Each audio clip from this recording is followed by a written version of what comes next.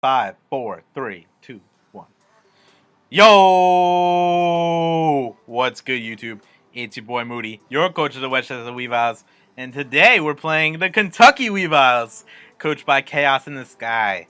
Yes, we played Chaos last season, and we unfortunately lost the matchup, so we are looking for revenge in this matchup.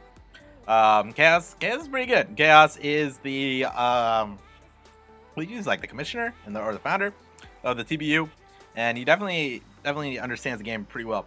So this is gonna be a tough fight, and he definitely has a pretty scary, like kind of bulky team that doesn't look fun to play against. But yes, he has. Let's get into his team. He has Electivire. He has Alomola. Oh my god. I thought I couldn't say that. He's got Registeel. He's got Salamence, which is his Z user. And he also has Sylveon and Sandslash. Well, on my side, we got Def Jam, the Infernape, rocking a Choice Band with Stone Edge, Flare Blitz, Mach Punch, and U-Turn. Stone Edge was for Mega Charizard Y, and also Salamence, Flare Blitz for Registeel, and it also really hurt Sylveon too. Mach Punch for just nice, powerful priority, and U-Turn for momentum. Well, next we have Muty, the Mew, mixed defense set to take a couple things. I forget exactly what, but a little bit split between special defense and defense. We have Ice Beam, Stone Edge, U-Turn, and Soft Boiled on this. Ice Beam for Salamence, Stone Edge for Mega Charizard Y. That's pretty much the rationale behind that. Because you may be seeing like a lot of my mons having like Stone Edge or like Ice Beam or some sort of combination. Just because when I was like building against Chaos, I was like, all right, who are like the two most problematic mons on his team? And it's definitely Charizard Y and Salamence. But yeah, that's pretty much why. Next we have Bastigod, the Bastodon. Yes, you may be wondering like why I even brought this, and I wanted to bring Bastodon at least one game, and I thought this game was like the game to bring it. Partially because Choice Spec Sylveon has a hard time against it, and I thought he might bring Choice Spec Sylveon, so I was like, all right. And then also, me and Chaos had like an agreement that, like, not agreement, but he was like, Chaos was like, yo, gentleman's agreement, we'll bring like both the Fossil War, we'll have a Fossil War. I'll bring Rampardo, so you bring Bastodon. And I was like, yeah, cool, let's do it. And I really like prepped before Bastodon or Rampardo's to come, and it didn't come. And I was like, man, damn. But regardless, Bastodon has Stealth Rocks, Toxic, Metal Burst, and I believe Stone Edge. Metal Burst probably try to catch something like a Sylveon or like an Electivire, or even like a Alomola, something like that. And then Toxic to, you know, whittle things down. And Stealth Rocks just because it's nice. Next we have Cruel World, the Tentacruel, with I believe Ice Beam, Sludge Bomb, Rapid Spin, and I want to say Knockoff. I don't think I have Scald on it. Rapid Spin to get rid of hazards, Knockoff for utility, Ice Beam for Mence, and Sludge Bomb for like something like Sylveon. No, or Toxic. Toxic. No, Toxic. Toxic over Sludge Bomb. So I think I'm only Ice Beam attacking with Shuckerberry. Shuckerberry just there for like Sandslash and like Earthquaking Mence. And, you know, even Registeel to a lesser extent. But I probably wouldn't use it for Registeel, to be honest. But yeah, this is just kind of here to get off rocks.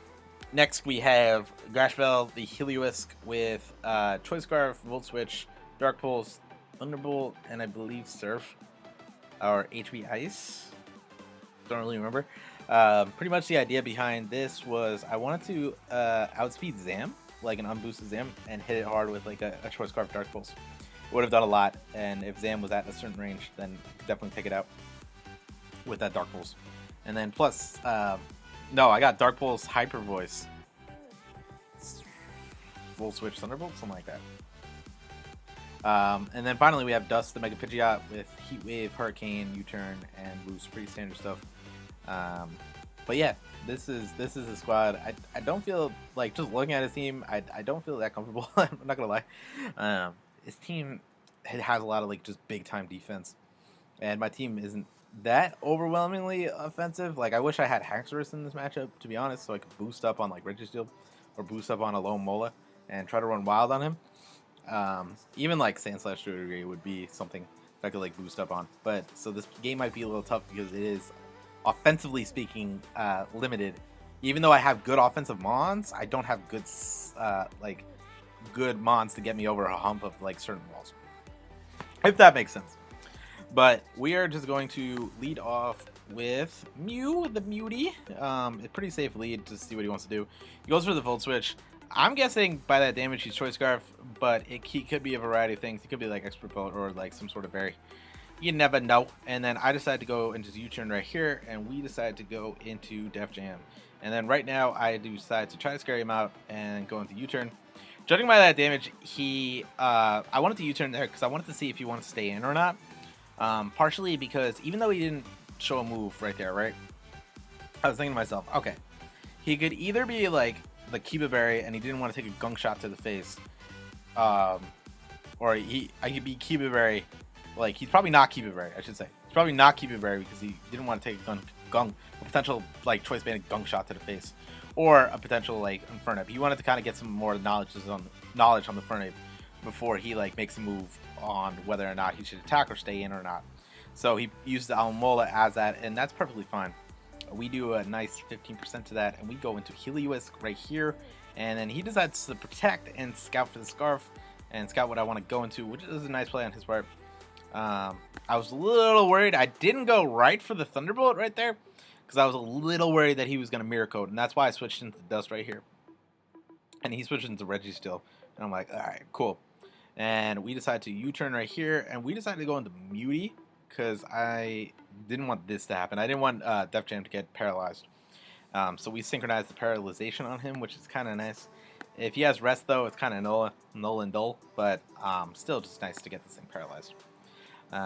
Then we just go for the U-turn right here, and we go into Bastard God, and he is paralyzed. And I think we decide to get up rocks right here. Yep, we decided to get up rocks right here. And then right now, I'm pretty sure he's going to rapid spin these away, so I'm just going to drop a Toxicon here and have him lose a little bit of health. I am leftovers on this. Kind of regret that. Kind of wish I was Shuka in retrospect, but leftovers was good for like situation like this. Now I keep my sturdy intact and I can Metal Burst. So I decided to switch into Mutie, and he goes for the Super Fang, and I was like, ooh, that's kind of cool tech. So he goes for the Super Fang, and I believe I soft boiled right here. No, I double out into Dust. And I decided to just U-turn right here into Bastidan. And he goes to the Heal Bell, and I'm like, okay, he may be Specs. I'm not 100% sure on this. But judging go by the Heal Bell, I'm like, he may not, but he might be bluffing it pretty well. Still trying to figure out what the Sylveon wants to do. It just came in and just did one thing. Still really hard. Until I get like an actual attack on it, then I could get a confirmation whether or not it's like Life Orb, or not Life Orb, Choice Specs, or like Expert Belt, or something along those lines. So he goes into the Sand Slash right here, and I think we decide to just Hurricane on his Sand Slash. We do get the confusion, which is very fortunate for us, but we decided to just not even risk it and just go and U-turn into Mutie, the Mew, and then we he gets the rocks popping, and I believe we just U-turn. No, we soft boil there. And then we tried to soft boil. We actually tried the soft boil on the paralysis, and then he goes for Hyper Voice, and I believe that was a roll, but he was Choice Scarf. That confirms that he's Choice Spec Sylveon, based on that damage output, because I had enough to survive that if he was not Specs. But he was, so can't really do much about it. I believe he's in Flare Blitz range at this point, or he's very close to being in Flare Blitz range. So I just go into Bastion on him, and he goes in Hyper Voice. That does 23%. That's pretty big damage. Right here, we decide to just Toxic right here. We get the Sand Slash on the Toxic. Right here, I'm debating whether or not he's going to Super Fang or Earthquake. And I'm like, all right. He might think I might just go to make a Pidgey out right here. Whew, sorry, guys. And I'm thinking he might like Super Fang. So I'm going to make like a kind of risky play and try to Metal Burst Super Fang. I don't even know if that works, but we're going to try it out. But that totally doesn't work because he gets through the Earthquake popping. And I'm like, oh, okay. So I go to Heliolisk, and I look at like some like calc or whatever, and it's like Hyper Voice 90%. And I'm like, all right, we got this. We can take this thing out right now. And I go for the hyper voice, and I'm like, what? That did nothing. I'm like, whoa. And then I realized he's probably like some AV set, some like AV Sand Slash, or like very heavily defensively invested with like special defensive boosting nature. And I'm like, man, just lost another monster. This Sand Slash. The Sand Slash is really pissing me off. Not gonna lie. It was just like a bad play on my part. Not gonna lie. When that happened to me, I was just like, what? I was like, oh my god. So we decided to just pick this thing off with a U-turn with Def Jam. We go into Dust, and he goes into Registeel, I believe. No, Electivire, and yes, he volt switches on the Choice Scarf. I didn't really have any, like, I knew, like, at this point I was like, yeah, he's Choice Scarf for sure. But like, I had nothing to really do about it. Like, I kind of needed, like, if I was gonna run this game back, like, I needed Infernape healthy, and Tentacruel kind of needed that healthy as well. But I mean, I guess I could have sacked Tentacruel, but what are you gonna do? So we just Flare Blitz right here, and we take out the Sylveon. And that is one threat taken out away, and then we decide to go into Tentacruel right here, and he goes for the Dragon Dance. I'm like, alright, hopefully he like Earthquakes right here, and like I somehow live it off on the Shuka, and Ice Beam, and like win the game, or not win the game, run it back. But he decides to Supersonic Fire Strike, and at +1, I'm toast. I ain't living that, and he gets the Moxie Boost, and it's over. I just go for Mach Punch right here, just to punch his elements in the face, because I was mad. But he goes for this break, and he wins the game 4-0. So we take the L, and we're 2-2, or not 2-2. We're at this point in the season, we're 2-1. Kind of unfortunate that we lost that way. The Sand Slash kind of really screwed me up. But good game to Chaos. Wish you brought the Ring of Partis, bro. But what are you gonna do? It's Pokemon. But yeah, so next week we play Coach Leo, coach of the New Zealand Zoroarks. Should be a fun game. I do enjoy playing Leo. So yeah, get to play Run the Jewels teammates back-to-back weeks. I don't know if I uploaded these videos ever or not, but I was in a team tournament with Chaos and Leo. So playing them back-to-back weeks, kind of fun. But yeah, that about wraps it up. My name is Moody, and I will see you guys later. Peace!